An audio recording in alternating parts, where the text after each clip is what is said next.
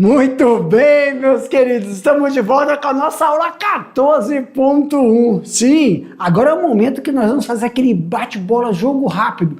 Pega aí o material da aula 14.1, que agora na aula 14.2 vamos ver as principais etapas sobre o Hanário.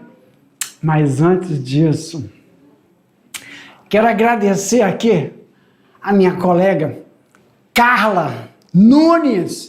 Carla, muito obrigado pelo café, tá uma delícia. É um café, pessoal, especial. Um cafezinho frutado, um pouquinho, um tom, nem precisa de açúcar. Agradeço por fazer a minha vida feliz hoje, viu, Carla? Um beijo, um abraço. E para você, meus queridos estudantes do interior aí de Rondônia, quero também agradecer a vocês pela participação nas aulas e muito obrigado aos professores presenciais que sempre estão entrando em contato com a gente ali no WhatsApp.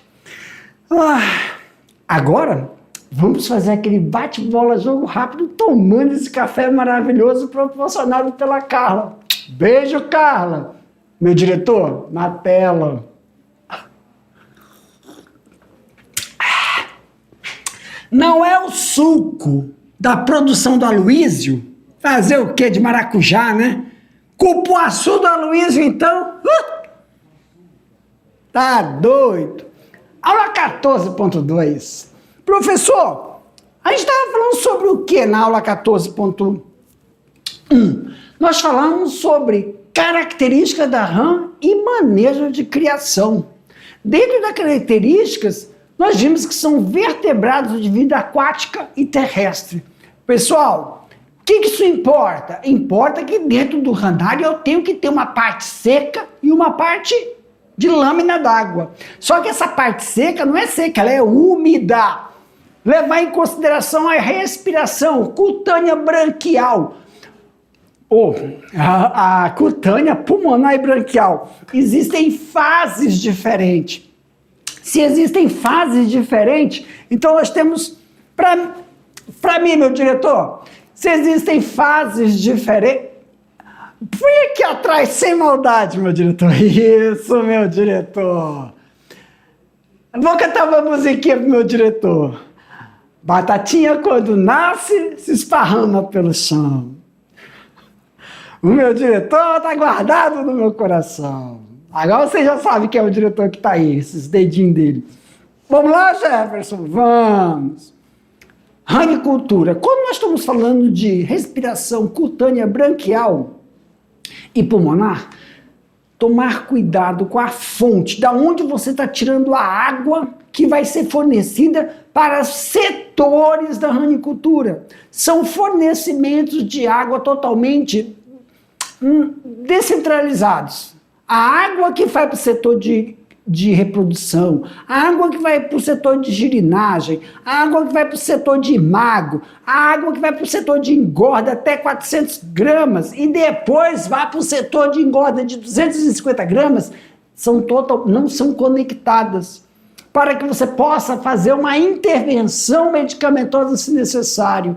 Temperatura, professor, quando a gente está falando de temperatura, questões de eles serem psilotérmicos, você tem que manter uma temperatura para aumentar a atividade fisiológica desses animais, estimular que eles comam, estimular que eles vão atrás da ração no processo de transição deles, porque a ração de imago é uma, ração de até 40 gramas é outra, e ração de engorda é outro processo que nós devemos levar em consideração para o uso mínimo do espaço. Professor, o que eu posso fornecer da criação de rã que nós vimos? Não só é a carne da rã, mas também a pele. Então tem que tomar cuidado porque dos manejos e evitar a incidência de doenças dermatológicas, principalmente causadas por fungos, pode atrapalhar aí a qualidade dessa pele quando é ofertada para o mercado. Mas, professor, é só carne e pele que a gente pega da ranicultura? Não. Tem criadores, tem ranários que fornecem quem, professor? Fornece os imagos. E isso, fornece gerino, imago Área mínima para criação de rã, professor Jefferson, 500 metros quadrados, mas se você tiver todos os setores. Mas se você for uma pessoa que vai pegar de girino para frente, é 1. E se você for pegar de imago, eu vendo o imago, você cria o imago até a engorda. Tem pessoas que compram somente os animais com 40 gramas. A partir de 40 gramas, que eles já são jovens adultos, eles têm que engordar de 200 a 250. Então, é processo de engorda ou extensivo. Mas, professor, se eu adquirir esses animais, eu já não pego reposição de plantel. Por quê? Se eu pegar eles de girino ou pegar em imago, dependendo de quando eles chegam a 40 gramas, e se eu fizer, né, o que nós falamos lá, eu acho que eu pulei aqui, antes de você iniciar a criação, instalação de ranário, realizar visitações técnicas em ranários próximos. Se não tiver ranário próximo ao seu município, vê qual é o ranário que está distribuído aqui no estado de Rondônia e visite por causa das adaptações. É necessário realizar determinadas adaptações do básico que nós temos na aula, tem essas adaptações a serem realizadas. E aí, você precisa conhecer quais são as características de um reprodutor, quais são as características de uma matriz. Se eu tenho um jovem adulto de 40 gramas, é a partir dali que eu vou tirar o reprodutor, que eu vou selecionar, separar as matrizes. Então, características genéticas fenotípicas que garantam o desenvolvimento e mantenham o padrão genético do plantel é feito a partir das 40 gramas, antes de ir para o setor de engorda e abate. Uma coisa é engorda, outra coisa é o setor de abate. Finalizando aqui esse nosso bate-bola, falamos muito sobre o que, professor?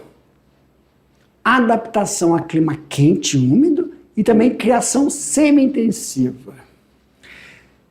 Aqui no nosso estado, a criação intensiva é a recomendada.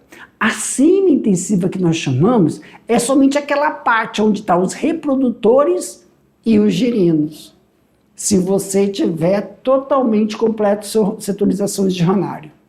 Outra coisa que temos que levar em consideração, e muito importante, é o fornecimento da água, que é diferente para cada setor do ranário, especificações técnicas de matéria orgânica, intensidade luminosa de luzes artificiais, porque o ranário de cria, onde estão os imagos e engorda até 40 quilos, não é luz natural, é tudo controlado da sua temperatura. E a fonte da água para cada setor é diferente. A questão físico-química da água, a matéria orgânica da água e a higienização com a temperatura para manter o processo fisiológico de desenvolvimento desses animais. Tá bom? Pessoal, finalizando aqui, vou deixar agora vocês realizando as atividades. Façam aí, se não tiver errado, deve ser umas 5 questões. Tem questões abertas e questões fechadas. Enquanto você vai fazer suas atividades, vou finalizar esse café aqui, daqui a pouco eu volto para a gente corrigir. Boa atividade para vocês.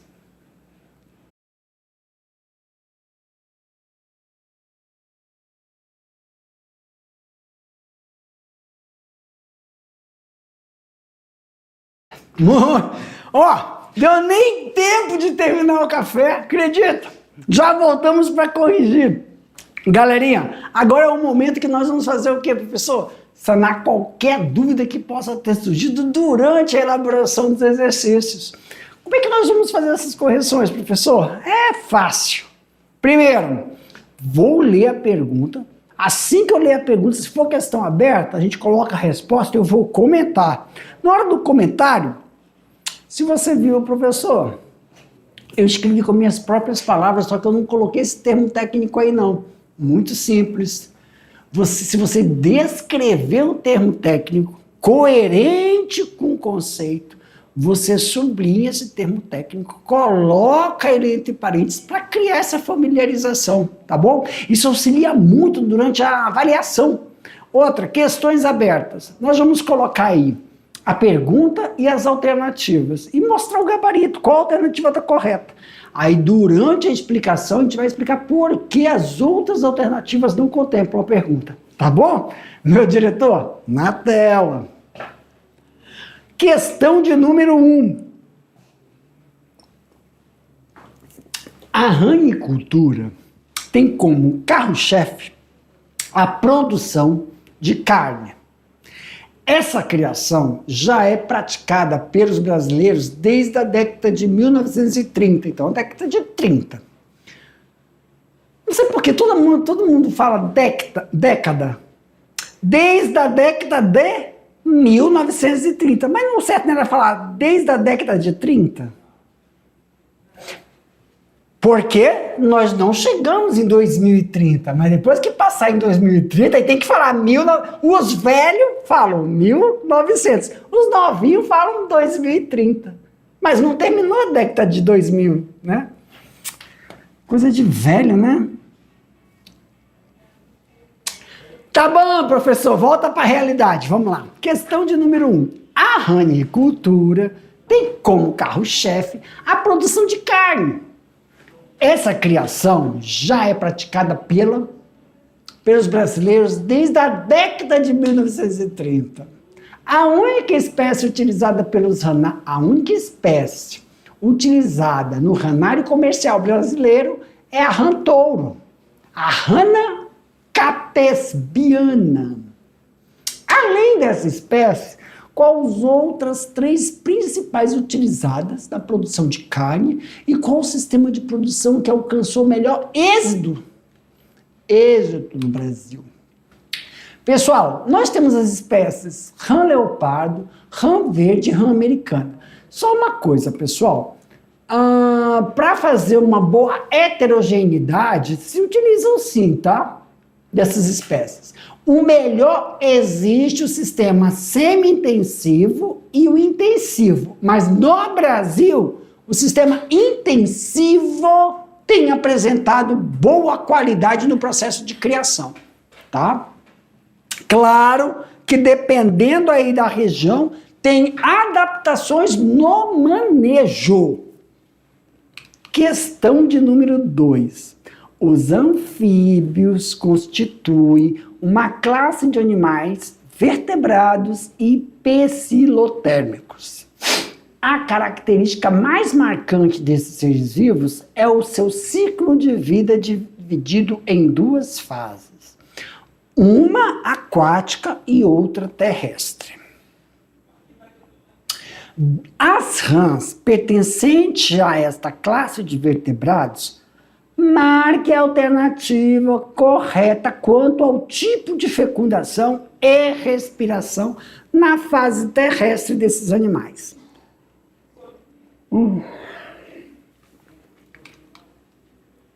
Alternativa A, interna pulmonar somente, extracutânea e pulmonar, cruzada branquial, externa cutânea somente, autofecundação cutânea e pulmonar. Marque a alternativa correta quanto ao tipo de fecundação. A gente estava falando que diacho de alternativas são essas. Então nós temos aí tipo de fecundação é a primeira. Depois tipo de respiração na fase terrestre, não na aquática. Lembra que esse animal tem 2 fases, na verdade, tem 2 fases. Então, tipo de fecundação é externa. Se é externa, então a letra A cai fora, cruzada não e autofecundação não. Ou é a letra B ou é a letra D. Pessoal, isso é a fecundação, é externa. Respiração, cutânea e pulmonar, cutânea somente, é cutânea e pulmonar. Então, a única questão aqui correta Eu quero fazer de azul. É a B. Não é branquial, porque branquial não é branquial. Pronto. Questão de número 3. A ranicultura é considerada um sistema bastante promissor. Sistema? Sistema ranicultura é um sistema de criação? Não. A ranicultura a ranicultura é uma atividade pecuária bastante promissor, uma vez que as rãs se proliferam rápido e se adaptam bem ao clima quente, úmido de várias regiões do Brasil. A implantação não necessita de grande investimento, pois sua maior necessidade é a água de qualidade, o que deve imprescindivelmente ser observado antes da implantação da ranicultura na propriedade. Primeiro, antes de você realizar a instalação de uma ranicultura, realizar o quê? Começa fazendo visitas técnicas a ranários e conversar com os ranicultores. Por quê, professor? Isso vai lhe auxiliar você ter aí uma visão das necessidades de adaptação, adequação que você vai fazer na sua propriedade. Que tem o básico da ranicultura, mas dentro da ranicultura tem algumas adaptações que você tem que realizar para esse sucesso. Outra, observar a disponibilidade de água, a qualidade dessa água. Não basta ter água disponível, tem que ver a qualidade e a manutenção dessa água durante o período de cada fase de criação dentro do ranário. Escolher o terreno com declive de 1 a 3% e baixo nível de ruídos. Vê que nas criações em geral, esse último item é muito importante, nível de ruído, né? Questão 4. Ranários são os locais de criadouros de rãs, utilizados pela ranicultura. Esses obedecem às necessidades das 3 fases de cultivo das rãs, sendo a fase de reprodução, girinagem e engorda. Em relação ao manejo de produção de rã touro, quais são os aspectos comerciais que devem ser observados? Para iniciar, nós temos uma criação mínima de 50 a 60 fêmeas para 30 machos. Retorno, 2 anos. Cada fêmea produz, em média, 5.000 ovos. Tem a taxa, né? Uma taxa de 20% de efetividade aí, tá? Vamos aí, decolando para o futuro, nossa questão de número 5. Observe a figura.